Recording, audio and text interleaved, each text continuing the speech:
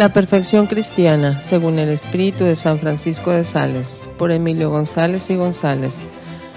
Parte segunda, capítulo 7. Moderación del genio.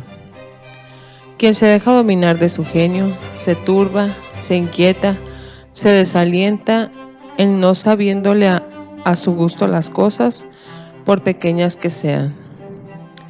El genio, según aquí lo entendemos, es la índole, el carácter, la condición natural de una persona, y en este sentido decimos que uno tiene el genio vivo o apagado, alegre o triste, expansivo o huraño, fuerte o suave, manso o colérico, etc. El genio, como todas las pasiones del alma, bien dirigido y explotado, digámoslo así, puesto al servicio de la razón y utilizado en cosas que sean agradables a Dios y conducentes a su mayor gloria, es un gran auxiliar de la voluntad y un instrumento aptísimo de santificación y de méritos. Pero si traspasa los límites de la razón, si se le pone al servicio de causas indignas o se le convierte en pábulo e incentivo de viles pasiones, entonces, lejos de ser instrumento y auxilio para el bien, es causa u ocasión de innumerables males y pecados.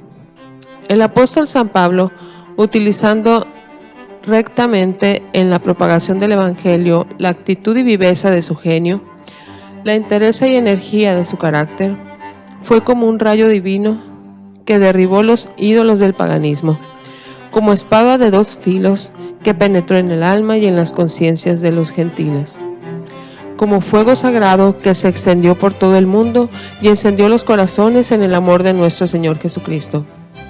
San Jerónimo, de temperamento fuerte y aún duro hasta cierto punto, empleó esa dureza y fortaleza nativas en vencer heroicamente sus fuertes pasiones y en luchar con tenacidad indomable contra las herejías y los herejes de su siglo.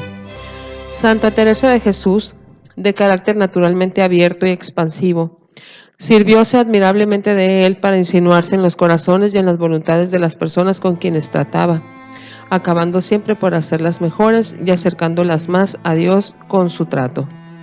En cambio, el genio vehemente del gran Tertuliano, mal reprimido por éste, le condujo, oh dolor, a la herejía de los montanistas. Un genio parecido al de Tertuliano convirtió a Sor Angélica Arnau, mujer por otra parte de gran talento, en una ardorosa e impenitente jansenista. Y por no citar otros muchos y muy tristes ejemplos, el carácter fogoso y altivo de Lutero, puesto a merced de las más bajas pasiones, hicieron de él un despechado y sacrílego apóstata, padre y autor de innumerables sacrilegios y apostasías. Por aquí entenderás, amado lector, de cuánta importancia y trascendencia es el que moderes y reprimas tu genio, sobre todo si éste fuera altivo o iracundo, pues si te dejas dominar por él, aun cuando no llegaras al extremo a que llegaron esos herejes desventurados que acabamos de citar, experimentarías indudablemente otras muy deplorables consecuencias.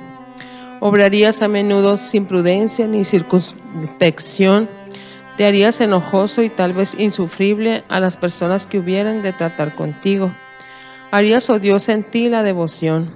Defraudarías en gran parte el mérito de tus acciones, porque no las inspirarías ya un motivo sobrenatural, sino únicamente el capricho y la propia inclinación de tu naturaleza. No tendrías paz interior ni exterior, sino que andarías sin sosiego, impelido por la misma vivacidad de tu carácter. En no saliéndote las cosas a tu gusto, te inquietarías e irritarías contigo mismo y con los demás. Y en fin, no sería raro que, al ver frustrado el éxito que esperabas, acabases por desalentarte y caer en el extremo opuesto, abandonándote a la inacción como les ocurre a muchos. Los que no son esclavos de su mal genio, a veces se descomponen y alteran aún por las cosas más pequeñas e insignificantes.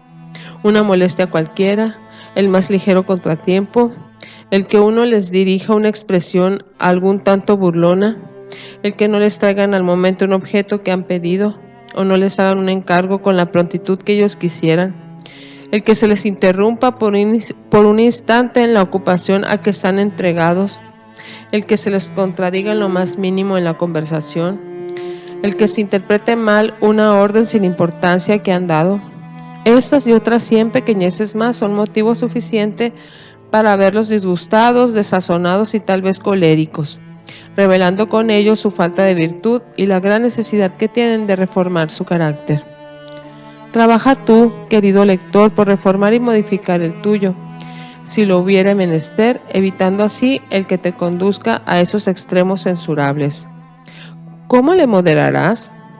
Pidiendo incesantemente al Señor gracia para conseguirlo y ejercitándote en actos contrarios a los defectos de que adolezca. Si soplares en una chispa, dice el sagrado libro del Eclesiástico, se encenderá como fuego, mas si escupieras sobre ella, se apagará. De la misma manera, si tú fomentas tu mal genio dándole pábulo a su inclinación desarreglada, crecerá como la llama, ejercerá sobre tu alma una influencia cada vez más tiránica y funesta, y te arrastrará a pecados y desórdenes que pudieran llegar a ser gravísimos. Mas si le refrenas por medio de actos contrarios, lograrás amortiguarle y sujetarle a la razón y a la ley de Dios, con gran merecimiento para tu alma y gran edificación de tus prójimos. Por tanto, si eres de temperamento demasiado vivo y ardoroso, modérale con una prudente y tranquila actividad. Si tienes el genio excesivamente fuerte y duro para con tu prójimo, ejercítate en actos de bondad, de dulzura e indulgencia, tolerando sus defectos y flaquezas, siempre que puedas hacerlo sin pecado. Si propendes a la ira, practica muchos actos de paciencia y mansedumbre. Si eres de genio altivo, trabaja con especial ahínco por ejercitarte en la virtud de la humildad. Si eres, en fin, de carácter demasiado retraído o propenso a la melancolía, procura hacerte violencia mostrándote con todos afable y comunicativo. No desconfíes ni te desalientes aunque la lucha para reprimir el mal genio te sea muy costosa y aunque alguna vez, a pesar de tus esfuerzos, quedes herido en la pelea. Si eres constante, si perseveras en orar y hacerte violencia de ti mismo, al fin vencerás.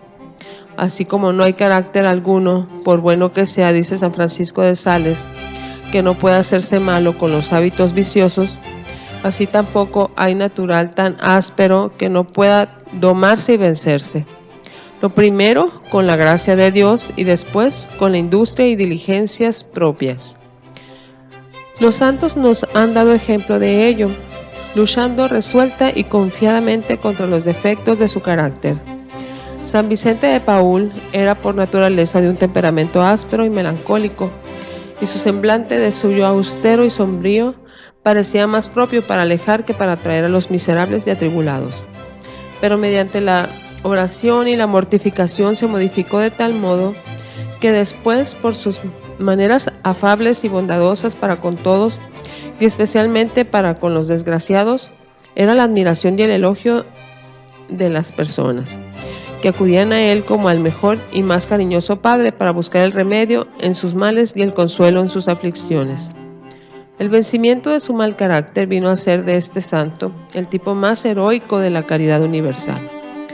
El mismo San Francisco de Sales es, particularmente en este punto, modelo acabado de vencimiento propio.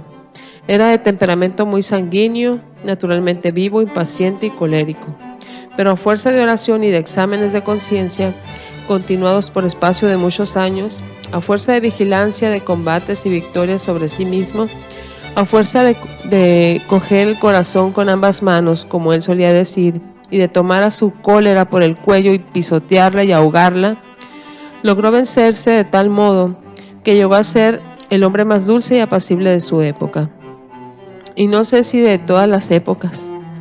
Cuando después de muerto abrieron su cuerpo para embalsamarlo, se encontró su hiel endurecida, seca y como dividida en numerosas piedrecitas. Fenómeno extraño producido, según el dictamen de los médicos, por la violencia continua que se había hecho para dominarse. A vista de estos ejemplos de vencimiento del propio carácter que nos han dejado los santos, preguntémonos ¿Cómo vivimos?, que se preguntaba San Agustín. ¿Y no podré yo, con la gracia de Dios, lo que ellos han podido? Y la respuesta sea determinarnos resueltamente a seguirlos e imitarlos, venciéndonos a nosotros mismos cuanto fuere menester para moderar y reformar el nuestro. Resolución. Examinaré cuáles son los defectos de que adolece mi carácter y me aplicaré con empeño y constancia a corregirme de ellos. Jaculatoria. Dame, Jesús mío, luz y gracia para conocerte y conocerme, y copiar en mí, en cuanto me sea posible, los rasgos de tu divina persona.